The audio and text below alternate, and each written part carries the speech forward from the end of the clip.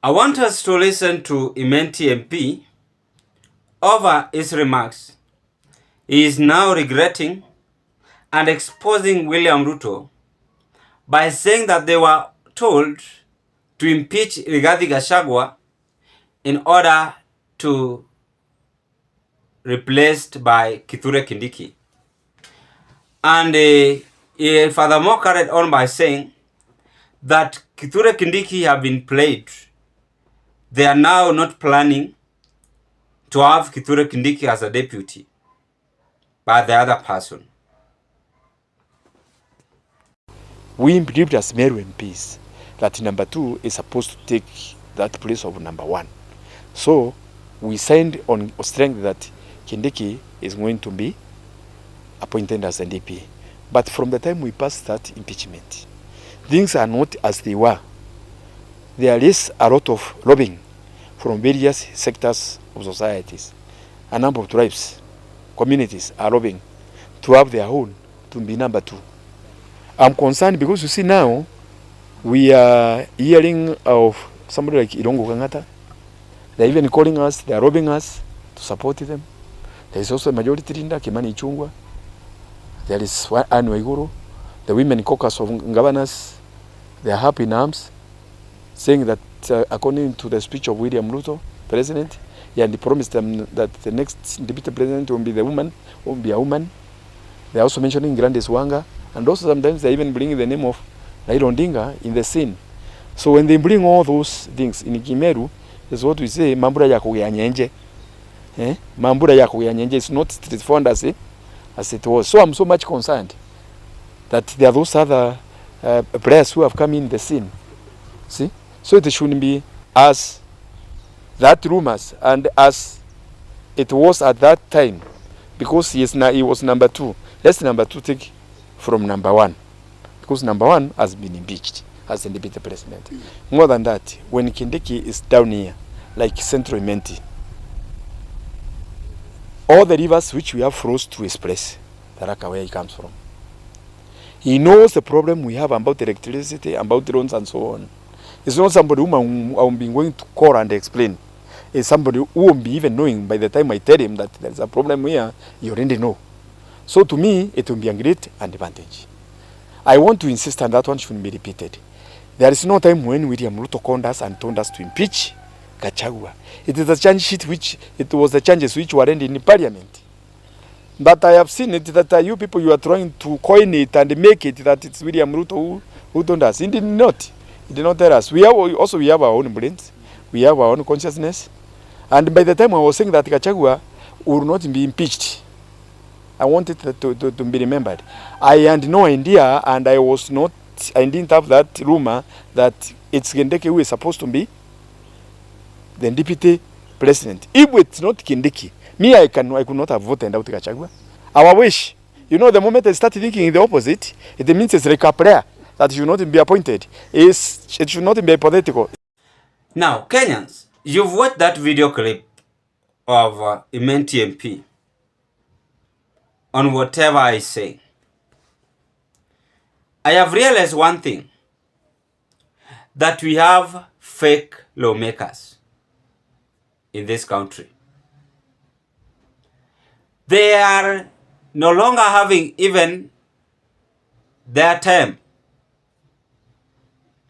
to sit down as the members of parliament and make appropriate law to govern this our country.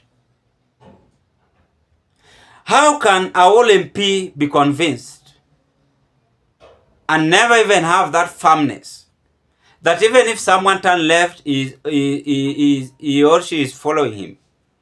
If someone turn right, he must follow him or her. You are a leader and you are a national leader.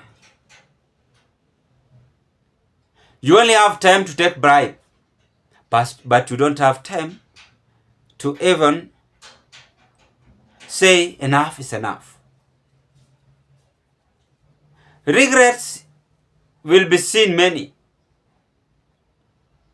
Many of them will come and regret and saying, oh, we were convinced after being given 5 million Others were given 200 million, 250,000, 500,000 as a sitting allowance. It means that regarding Gachagua's impeachment was something which had been planned. They are now exposing among themselves. After Kithure Kindiki have been played. I told you that Kithure Kindiki is going to be like a flower girl. I told you very well that Kithure Kindiki is just being used to entice political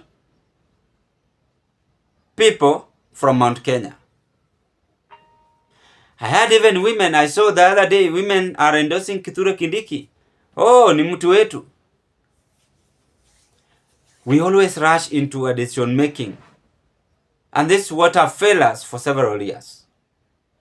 For instance, I told you there was a friend of mine, 2018. They were saying, William Ruto is not going to be the president. Today is the president.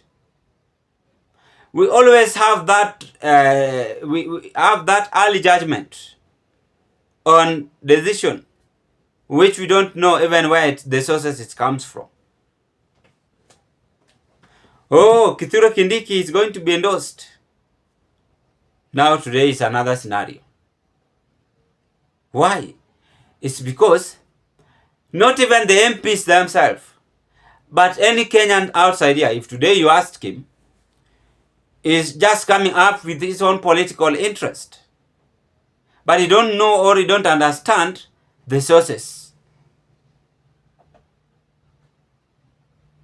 We rush into quick decision.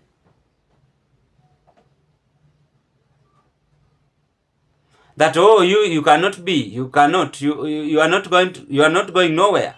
That is what normally happen here. Huyu hakuna pahali anaenda, huyu hakuna pahali anaenda. You see, we must now think out of the box. You are not God to provide life to each and every person. To our MPs, you are doomed as leaders in this country. This regret you are showing us, you are the one who made it. Let me just wash my hand and get out from this. I wasn't there with you while you are voting yes on regarding Gachagua's impeachment. The advice I can give you, enjoy that bitterness fruit. Nabado. I normally talk about political results. Political results might be negative or positive. If you love money and you are a politician, you are not going to end it well. Because you never have time even to stand firm, even to support your own political party. The MPs stood in the parliament and they voted yes on Rigathi Gachagua. I saw even my friend TJ Kajwang voting yes in the parliament. He stood at the middle of the National Assembly and saying that Rigathi Gachagua must now go home, with the name of being convinced that Kithure Kindiki is going to be the deputy president. And it means that we have fake MPs in this country who never even stand firm and reason as men and women. I want to congratulate MPs who did not vote yes. People like Babu Wino. Congratulations. You are the people who can take this country into the next level. There are so many.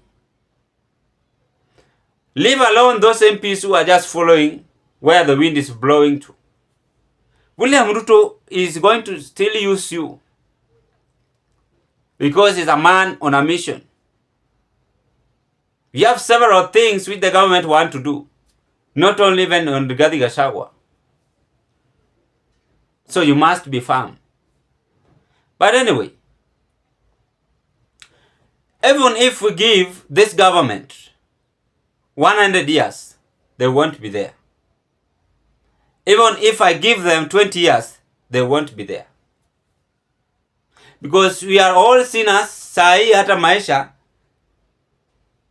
mtu akipita 70 years tunasema ni neema ya Mungu.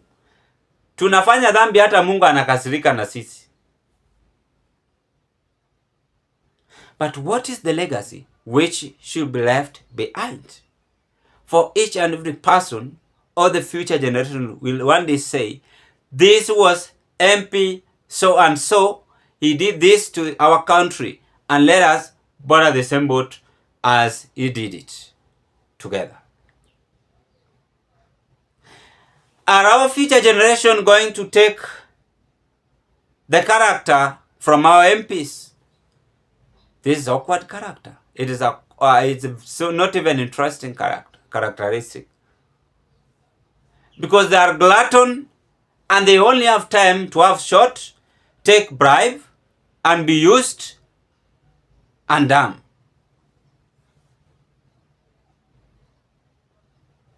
You are the lawmakers. If you do a mistake, you do it for your own children, you do it for your own will. The other day I saw Oscar Sudi anaambia watu wa Kenya mtulie, Gachagua akisha impeachiwa tutawaambia way forward. Today Imenti MP is regretting that Ruto only told them to impeach Rigathi Gachagua. To go and impeach Rigathi Gachagua, ask Kindiki to replace Rigathi Gachagua. But Ruto did not tell them to impeach Rigathi Gachagua another way. That's what they are trying to tell us here. They were only told that go to the parliament and apply your political interest. Their political interest was based on Kithure Kindiki, with that mentality that Kindiki to be the deputy president. But they were not told officially to impeach Rigathi Gachagua.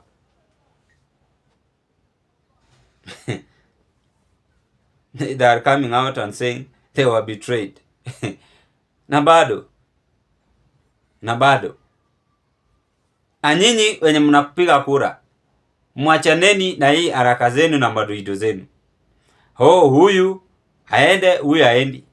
Please. Your vote is your life. Msicheze na moto. Si Uhuru alisema hivyo. Tena pia mimi narudia, msicheze na moto. 2027 is near. And all of us will all of us must now have that hope that when it's come 2027, it's going to be another political change. It is upon you to have that in your mind.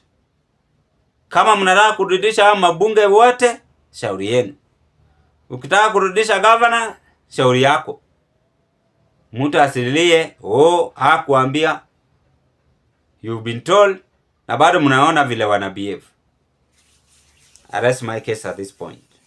That is Imenti MP now lamenting and saying wamechezwa.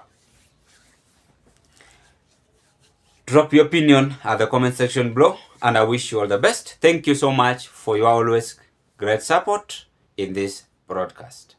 Bye bye.